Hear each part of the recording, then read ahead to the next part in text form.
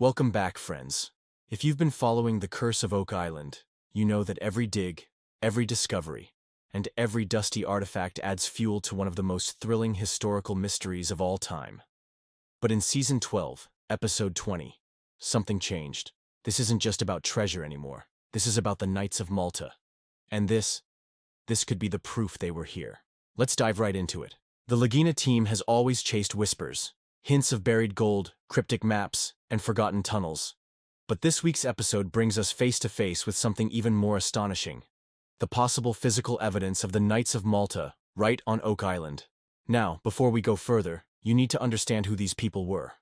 The Knights of Malta, formerly known as the Knights Hospitaller, were no ordinary religious order. They were warrior monks, soldiers of God, crusaders who stood shoulder to shoulder with the legendary Knights Templar. Together, they fought in Jerusalem. They built fortresses across Europe. And after the fall of the Holy Land, while the Templars were being hunted and dismantled in 1307, the Hospitallers took in much of their treasure and their secrets. Where did they go next? Cyprus, then Rhodes, and finally Malta in the 1500s. And there, they dug tunnels, fortified cities, and disappeared from the spotlight. But what if, just what if, their journey didn't end in Malta? This week, the team zooms in on Lot 5, recently acquired and already a goldmine of mysterious finds. It's here that a stone foundation sits nestled near the shoreline, old, layered, and modified by several different hands over time. But within this structure, the story begins to take a turn. Archaeologists unearthed what looked like an ordinary button. But here's where it gets wild. This button had starburst rays, not clockwise, not counterclockwise, but something else. A rare design that matches the buttons found on a Knight of Malta uniform. Are you feeling this yet? Because that's not just a cool find. That's a breadcrumb from a forgotten past. It's like the island is whispering, they were here. But it doesn't stop there. Researcher Judy Rudebush blew the doors open when she dropped this revelation. A man named Isaac Donners, a Knight of Malta, traveled to Nova Scotia in the 1630s. His family, the Devilers, were Grand Masters of the Order. And he didn't just pass through, he settled just around the corner from Oak Island. Hold on to that, because now we have lineage, we have proximity, and we have a connection between one of the world's most secretive orders and Lot 5. Coincidence or calculated legacy? Artifacts start popping up like crazy: beads, buttons, bottle glass, even blue Venetian trade beads potentially dating back to the 17th century. These beads are particularly telling. Why? Because guess who traded them? The Knights of Malta. They were all over the Mediterranean, Venice, Italy, places known for these types of beads. They were merchants, warriors, and mystics. And these beads? They may be the silent messengers they left behind. 2 beads, identical color, identical source, and most importantly, identical message. We were here. We left something behind. But now, let's jump across the island to the northern swamp, the realm of the late Fred Nolan, who always swore there was a wall built there. A dam. Something man-made buried in the muck, pointing to something ancient. This episode, Rick Lagina, Tom Nolan, and the crew are digging deep into that very claim. And suddenly, it happens. They uncover massive boulders placed in alignment at the same elevation with purpose. Not just random stones, but a structure. Maybe even the wall Fred Nolan tried to prove existed for decades. And then, the kicker, a cut timber. Not a splinter, not weathered driftwood, a log clearly shaped by an axe, not a modern chainsaw, locked between 2 massive boulders like it was meant to be there, like someone built something. So now we're staring down a convergence of clues. A mysterious wall in the swamp, Venetian trade beads on Lot 5, a button that matches Knight of Malta military uniforms, and the documented presence of a Malta Grandmaster descendant living just across the water from Oak Island. This isn't just smoke, it's fire. Are we watching a history-altering revelation unfold? Could the Knights of Malta, carrying the secrets of the Templars, have come to Oak Island? Could they be the ones who buried the treasure? Could this finally be the missing chapter in the island's centuries-old puzzle? Let's rewind for a moment and talk about something most people miss when they're watching the show: the precision. Nothing on Oak Island is random.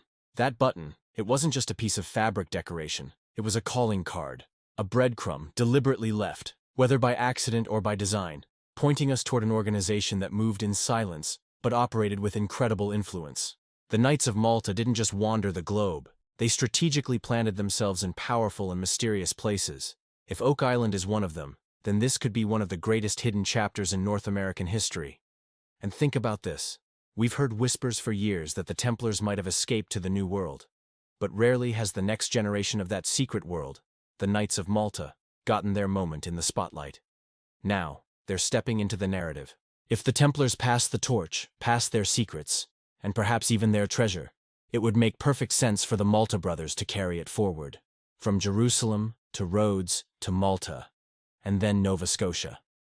Let's talk about that lead barter token again, the one found earlier near Smith's Cove. It lines up eerily well with the artifacts popping up on Lot 5. The Knights of Malta, like the Templars, were experts in symbols, codes, and nonverbal communication. These weren't just currency, they were messages, worn and used by those in the know. When you see that token and that button side by side, it's like watching two pieces of a centuries-old puzzle finally snap into place. Here's a wild idea to chew on. What if Lot 5 wasn't just a temporary stop but a staging ground? Think about it. Multiple groups, multiple layers of construction. Buttons, beads, barter tokens, pottery from all over the map. This wasn't a random camp. This was intentional, strategic. It might have been a relay station, where plans were made, coded items were exchanged, and perhaps the last place something was hidden before being sealed beneath the money pit. Let's not forget the swamp. That eerie, murky landscape that's been coughing up secrets for years. When Rick and Tom uncovered that cut timber wedged between rocks with purpose, you could see it in their faces. This wasn't nature. It was man-made, maybe even centuries old. And who were the experts at building under pressure, creating fortified underground spaces, and hiding things in plain sight? The Knights of Malta. The very same people who carved cities beneath Malta's surface in solid limestone. Now throw in the Venetian beads. These aren't just pretty trinkets. These are markers of trade routes, of cultural intersections. The Knights of Malta were deeply entwined with Mediterranean commerce, and Venetian glass was among the most coveted in the world. If those beads made it to Oak Island, and we now have 4 of them, it strongly suggests that someone from those regions was present. And not just passing through, they were staying, operating, and possibly hiding something. You've also got to give credit to Judy Rudebush and the late Zena Halpern. These 2 women have gone deep into research that others brushed aside. Judy's connection of Isaac Donners to the Knights of Malta isn't just academic. It's based on lineage records, land holdings. That man didn't just show up in Nova Scotia.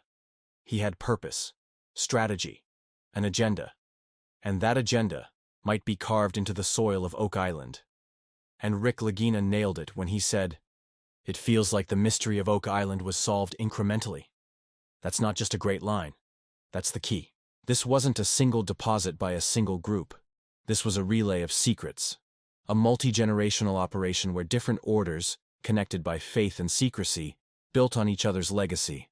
The Knights of Malta may have been the final handoff in a race that began in Jerusalem. So what do we do with all of this? We dig deeper. Not just in the dirt, but into the history books, into Malta's archives, into the Mediterranean world that might hold the final missing pieces. As Rick said, there could be a lot of information in Malta. That trip, it's not just a field trip, it's the next chapter of the investigation, and maybe the one that finally opens the vault. Because here's the truth. The Curse of Oak Island isn't just about treasure. It's about truths buried by time, brotherhoods who guarded them, and the brave souls today trying to bring them to light. We're not chasing myths anymore. We're uncovering a legacy. And if the Knights of Malta did leave something here, we're standing closer than ever to discovering it.